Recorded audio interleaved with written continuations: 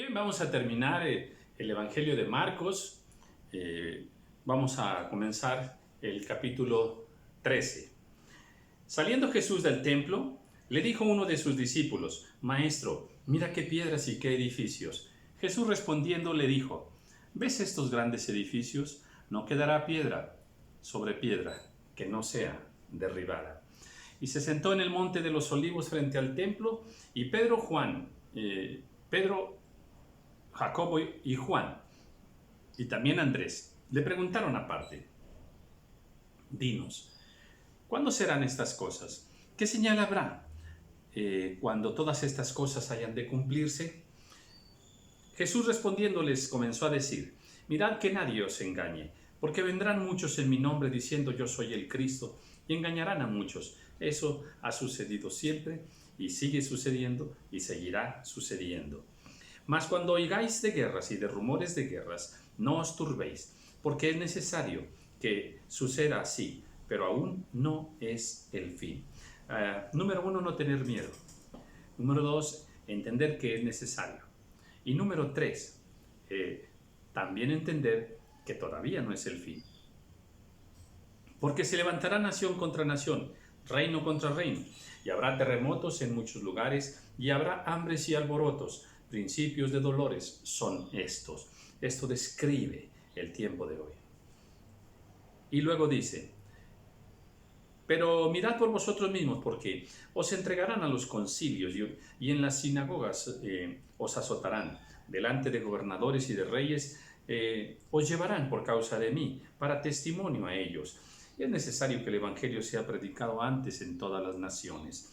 Pero cuando os trajeren para entregaros, no os preocupéis por lo que habéis de decir, ni lo penséis, sino lo que os fuere dado en aquella hora, eso hablad, porque no sois vosotros los que habláis, sino el Espíritu Santo. El Espíritu nos va a acompañar siempre, en todo momento. Gloria sea al Señor. Por eso es que tenemos que estar confiados, pero escuchar la voz del Espíritu Santo para poder hablar, no lo que yo quiero hablar, sino que el Espíritu quiere que hablemos. Dice: y el hermano entregará a la muerte al hermano, y el padre al hijo, y se levantarán los hijos contra los padres y los matarán. Y seréis aborrecidos de todos por causa de mi nombre, mas el que persevere hasta el fin, éste será salvo. Pues de hecho nos describe un tiempo muy difícil, ¿verdad? Pero nos da también la solución: perseverar hasta el fin. Pero cuando veáis la abominación desoladora de que habló el profeta Daniel, puesta donde no debe estar, el que lee entienda, entonces los que estén en Judea huyan a los montes. Esta señal, pues, de que el anticristo va a sentarse en el trono de Dios. El que esté en la azotea no descienda a la casa, ni entre para tomar algo de su casa. El que esté en el campo no vuelva atrás a tomar su capa. Mas, ay de las que estén encintas y de las que críen en aquellos días. Orad pues para que vuestra huida no sea en invierno, porque aquellos días serán de tribulación, cual nunca ha habido desde el principio de la creación que Dios creó hasta este tiempo, ni la habrá. O sea, en términos de los tiempos finales, bueno, ¿qué podemos decir? Que lo peor sí está por venir, en términos de ya que se vayan cerrando los tiempos de la humanidad. Luego dice: y si el Señor no hubiese acortado aquellos días, nadie sería salvo, mas por causa de los escogidos que Él escogió, acortó aquellos días. Entonces, si alguno os dijere: mirad, aquí está el Cristo, o mirad, ahí está, no le creáis, porque se levantarán falsos cristos, falsos profetas, y harán señales y prodigios para engañar, si fuere posible, aún a los escogidos. Mas vosotros, mirad, os lo he dicho antes. Nosotros somos los escogidos del Señor. No nos dejemos engañar por ningún personaje con carisma, aunque parezca cristiano, aunque parezca profeta. No nos dejemos engañar. Pero en aquellos días, después de aquella tribulación, el sol se oscurecerá y la luna no dará su resplandor, y las estrellas caerán del cielo, y las potencias que están en los cielos serán conmovidas. Esperemos grandes señales en el cielo, como esa gran señal cuando Donald Trump subió a ser el presidente de los Estados Unidos. ¿Qué sucede? Que en esos días pues hubo una gran señal en el cielo, que es un eclipse que atravesó todos los Estados Unidos. Ese eclipse, como lo enseñé en un video, es el principio de la caída de los Estados Unidos. Una gran señal en el cielo. Luego dice, entonces verán al Hijo del Hombre que vendrá en las nubes con gran poder y gloria. Entonces enviará a sus ángeles y juntará a sus escogidos de los cuatro vientos, desde el extremo de la tierra hasta el otro extremo del cielo. De la higuera aprended la parábola. Cuando ya su rama está tierna y brotan las hojas, sabéis que el verano está cerca. Así también vosotros, cuando veáis que suceden estas cosas, conoced que está cerca a las puertas. Hay que estar listos, hay que estar atentos, De cierto os digo que no pasará esta generación hasta que todo esto acontezca. El cielo y la tierra pasarán, pero mis palabras no pasarán. Eso de que no pasará esta generación, bueno, algunos lo han tipificado ahí como de unos 70, 80 años, de las personas que desde el momento en que se empiecen a ver estas cosas. Pero bueno, no podemos hacer una doctrina fiel y verdadera sobre este particular. Pero aquel día y de la hora nadie sabe, ni aun los ángeles que están en el cielo, ni el Hijo sino el Padre. Mirad, velad y orad, porque no sabéis cuándo será el tiempo. Es como el hombre que yéndose lejos dejó su casa y dio autoridad a sus siervos, y a cada uno su obra, y al portero mandó que velase. Velad pues, porque no sabéis cuándo vendrá el Señor de la casa, si al anochecer, a la medianoche, o al canto del gallo, o a la mañana. Pero para que cuando venga, de repente no os halle durmiendo. Y lo que a vosotros digo, a todos digo, velad. Bueno, lo importante es estar preparados, amén. 2 días después era la Pascua, capítulo 14, y la fiesta de los panes sin levadura. Y buscaban los principales sacerdotes y los escribas cómo prenderle por engaño y matarle. Y decían, no durante la fiesta, porque para que no se haga alboroto del pueblo. Pero estando él en Betania, en casa de Simón leproso, sentado a la mesa, vino una mujer que con un vaso de alabastro de perfume de nardo puro, de mucho precio, y quebrando el vaso de alabastro, se lo derramó sobre su cabeza. Y hubo algunos que se enojaron dentro de sí y dijeron, ¿para qué se hace este desperdicio de perfume? Porque podía haberse vendido por más de 300 denarios y haberse dado a los pobres. Y murmuraban contra ella. Pero Jesús les dijo, dejadla, porque la molestáis, buena obra me ha hecho. Bien, a los ojos de los hombres esa era una mala obra, a los ojos del Señor era una buena obra. Ella estaba siendo usada por el Espíritu de Dios. Y siempre tendréis a los pobres con vosotros. Cuando queráis les podéis hacer bien, pero a mí no siempre me tendréis. Y esta ha hecho lo que podía, porque se ha anticipado a ungir mi cuerpo para la sepultura.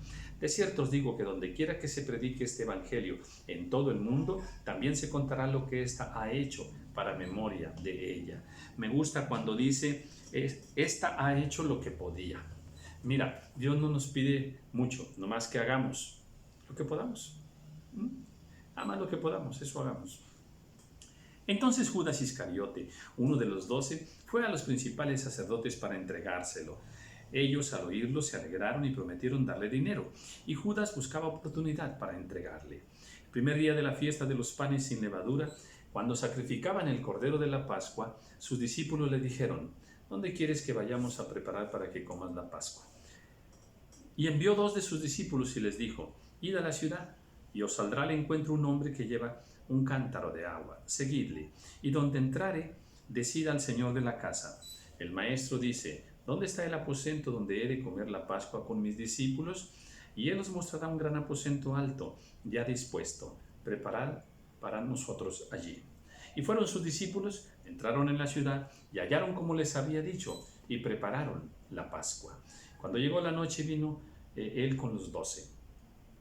Y cuando se sentaron a la mesa, mientras comían, dijo Jesús: de cierto os digo que uno de vosotros que come conmigo me va a entregar. Fíjese cómo él andaba con los 12, sabiendo que uno de los 12 lo iba a entregar. Bueno, así es donde nosotros vivimos. Algunos nos van a entregar, aunque coman con nosotros. Entonces ellos comenzaron a entristecerse y a decirle uno por uno: ¿seré yo? Y el otro: ¿seré yo? Él respondiendo les dijo: es uno de los 12, el que coma conmigo en el plato. Y a la verdad, el Hijo del Hombre va según está escrito de él. Mas ay de aquel hombre por quien el Hijo del Hombre es entregado.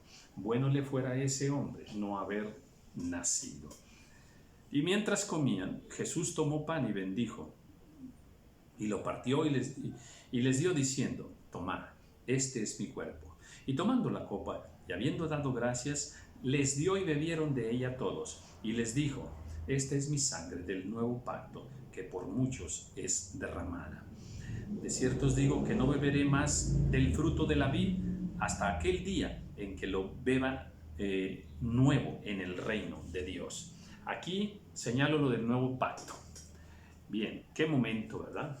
El momento en que es sellado el pacto de la gracia. Estábamos bajo el pacto de la ley, ¿verdad? Pero el pacto de la gracia es todavía más perfecto. Sea alabado el nombre del Señor. Cuando hubieron cantado el himno, salieron al monte de los olivos. Entonces Jesús les dijo: todos os escandalizaréis de mí esta noche, porque escrito está: heriré al pastor y las ovejas serán dispersadas. Pero después que haya resucitado, iré delante de vosotros a Galilea. Entonces Pedro le dijo: aunque todos se escandalicen, yo no. Y le dijo Jesús: de cierto te digo que tú, hoy, esta noche, antes que el gallo haya cantado 2 veces, me negarás 3 veces. Y esta palabra se cumple en Pedro y se cumple en nosotros también.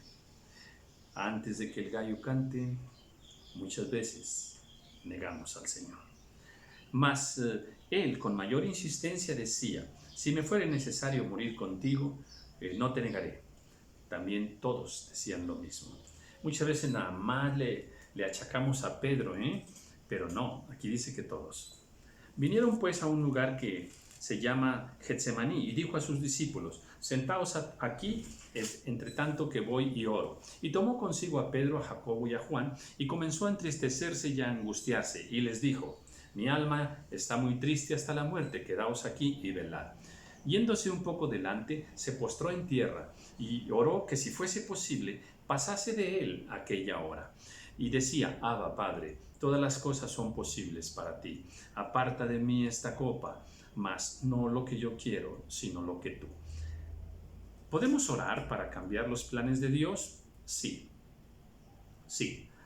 Pero Dios es soberano. Él sabrá si los cambia o no. En este caso, no podían ser cambiados para bendición tuya, de toda tu casa, para bendición mía, de toda la humanidad. Vino luego y los halló durmiendo y dijo a Pedro: Simón, ¿duermes? ¿No has podido velar una hora? Velad y orad, para que no entréis en tentación. El espíritu a la verdad está dispuesto, pero la carne es débil. Otra vez fue y oró, diciendo las mismas palabras. Al volver otra vez, los halló durmiendo, porque los ojos de ellos estaban cargados de sueño, y no sabían qué responderle. Vino la tercera vez y les dijo: dormid ya y descansad, basta. La hora ha venido. He aquí, el Hijo del Hombre es entregado en mano de los pecadores. Levantaos, vamos, he aquí, se acerca el que me entrega. Bien, la hora había llegado. Ya, se cumplía. Pero aquí yo quiero referir algo interesante. Dice: el espíritu a la verdad está dispuesto, pero la carne es débil. A ver, todos tenemos una lucha con nuestra carne. Sí, el espíritu siempre quiere actuar, siempre quiere obrar bien, siempre quiere amar, siempre quiere tener paz y gozo, siempre se quiere manifestar a través de nosotros, pero la carne se opone. Así es de que controlemos nuestra carne para que el espíritu, que siempre está dispuesto, se manifieste. Luego dice: luego Hablando él aún, vino Judas, que era uno de los 12, y con él mucha gente con espadas, palos de parte de los principales sacerdotes y de los escribas y de los ancianos. Y el que le entregaba les había dado señal, diciendo: al que yo besare, ese es, prendedle y llevadle con seguridad. Cuidado, cuidado. No creas que todos los besos que te dan son de amor. No confíes en todos los besos que te dan, porque muchas veces detrás de ellos hay traición. Así es que seamos astutos, seamos inteligentes con el discernimiento del Señor. Y cuando vino, se acercó luego a él y le dijo: maestro, maestro, y le besó. Entonces ellos le echaron mano y le prendieron. Pero uno de los que estaban allí, sacando la espada, hirió al siervo del sumo sacerdote y cortándole la oreja. Respondiendo Jesús le dijo: ¿cómo contra un ladrón habéis salido con espadas y con palos para prenderme? Cada día estaba con vosotros enseñando en el templo y no me prendisteis, pero es así para que se cumplan las escrituras. Entonces todos los discípulos, dejándole, huyeron. Pero cierto joven le seguía, cubierto el cuerpo con una sábana, y le prendieron, mas él, dejando la sábana, huyó desnudo. Aquí debe haber alguna revelación, Nunca me he detenido mucho a entenderla, pero hay revelación en este joven y en esta sábana. Trajeron pues a Jesús al sumo sacerdote, y se reunieron todos los principales sacerdotes y los ancianos y los escribas. Y Pedro le siguió de lejos hasta dentro del patio del sumo sacerdote, y estaba sentado con los alguaciles, calentándose al fuego. Y los principales sacerdotes y todo el concilio buscaban testimonio contra Jesús para entregarle a la muerte, pero no lo hallaban. Pero porque muchos decían falso testimonio contra él, mas sus testimonios no concordaban. Entonces, levantándose unos, dieron falso testimonio contra él, diciendo: nosotros le hemos oído decir: yo derribaré este templo hecho a mano, en 3 días lo edificaré otros hechos sin mano. Eso no lo había dicho el Señor así, Pero ni aún así concordaban en el testimonio. Entonces el sumo sacerdote, levantándose en medio, preguntó a Jesús diciendo: ¿no respondes nada? ¿Qué testifican estos contra ti? Mas él callaba y no respondía. El sumo sacerdote le volvió a preguntar y le dijo: ¿eres tú el Cristo, el Hijo del Bendito? Y Jesús le dijo: yo soy. Y verás al Hijo del Hombre sentado a la diestra del poder de Dios, viniendo en las nubes del cielo. Gloria sea al Señor. En el momento más difícil, él estaba concentrado en el propósito de Dios para su vida. Entonces el sumo sacerdote, rasgando su vestidura, dijo: ¿qué más necesidad tenemos de testigos? ¿Habéis oído la blasfemia? ¿Qué os parece? Y todos ellos le condenaron, declarándole ser digno de muerte. Y algunos comenzaron a escupirle y a cubrirle el rostro y a darle puñetazos y decirle: profetiza. Y los alguaciles le daban de bofetadas.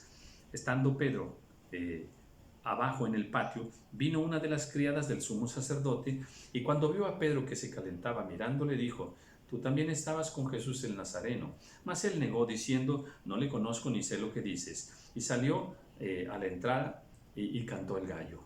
Y la criada, viéndole otra vez, comenzó a decir a los que estaban allí: este es de ellos. Pero él negó otra vez. Y poco después, los que estaban allí dijeron otra vez a Pedro: verdaderamente tú eres de ellos, porque eres Galileo, y tu manera de hablar es semejante a la de ellos. Entonces él comenzó a maldecir y a jurar: no conozco a este hombre de quien habláis. Y el gallo cantó la segunda vez. Entonces Pedro se acordó de las palabras de Jesús, que le había dicho: antes de que el gallo cante 2 veces, me negarás 3 veces. Y pensando en esto, lloraba. El gallo es una voz de alerta.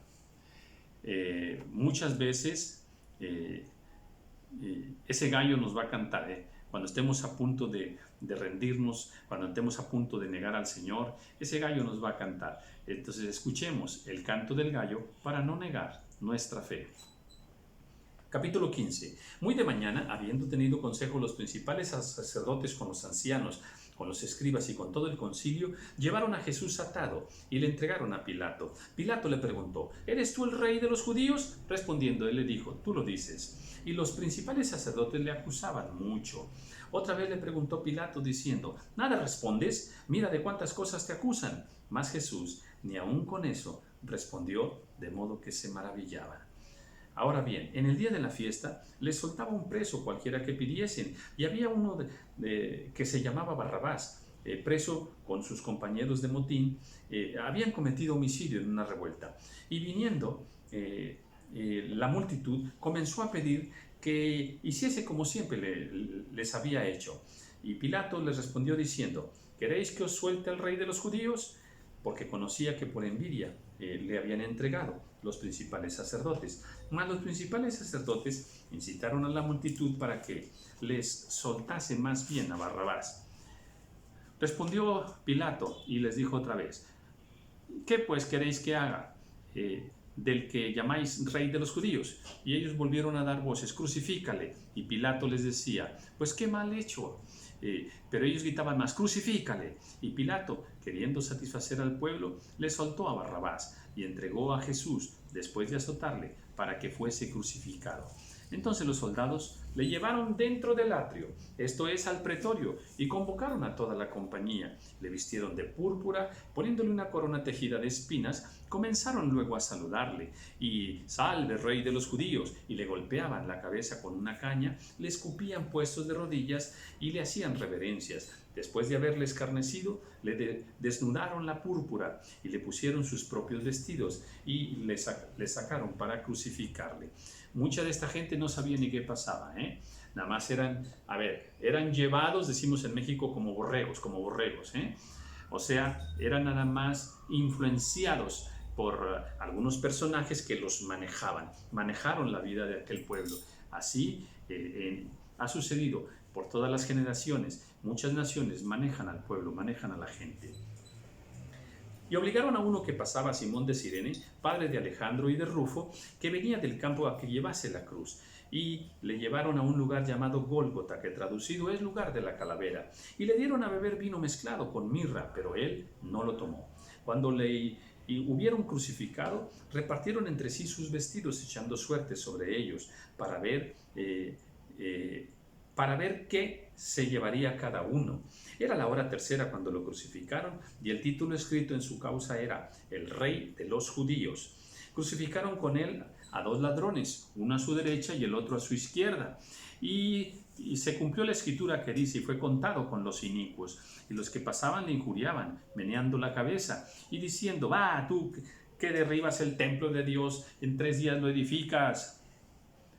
Sálvate a ti mismo, desciende de la cruz. De esta manera también los principales sacerdotes, escarneciendo, se decían unos a otros con los escribas: ¿a otros salvó? Así mismo no se puede salvar. El Cristo, Rey de Israel, pues descienda de la cruz para que veamos y creamos. Ya no era tiempo. Él ya había dado mucho testimonio, y había hecho grandes señales. También los que estaban crucificados con él le injuriaban. Cuando vino la hora sexta, hubo tinieblas sobre toda la tierra hasta la hora novena. Y a la hora novena Jesús clamó a gran voz diciendo: Eloi, Eloi, lama sabactani, que traducido es: Dios mío, ¿por qué me has desamparado? Y algunos de los que estaban allí decían al oírlo: mirad, llama a Elías. Y corrió uno, y empapando una esponja con vinagre, poniéndola en una caña, le dio a beber, diciendo: y dejad, veamos si viene Elías a bajarle. Mas Jesús, dando una gran voz, expiró. Entonces el velo del templo se rasgó en 2, de arriba abajo. Gloria al Señor, para que tú puedas pasar y para que yo pueda pasar. Y el centurión que estaba frente a él, viendo que después de clamar había expirado así, dijo: verdaderamente este hombre era hijo de Dios. Qué momento para el centurión, También había algunas mujeres mirando de lejos, entre las cuales estaba María Magdalena, María la madre de Jacobo, el menor de José, y Salomé, quienes cuando él estaba en Galilea le seguían y le servían, y otros muchos que habían subido con él de Jerusalén.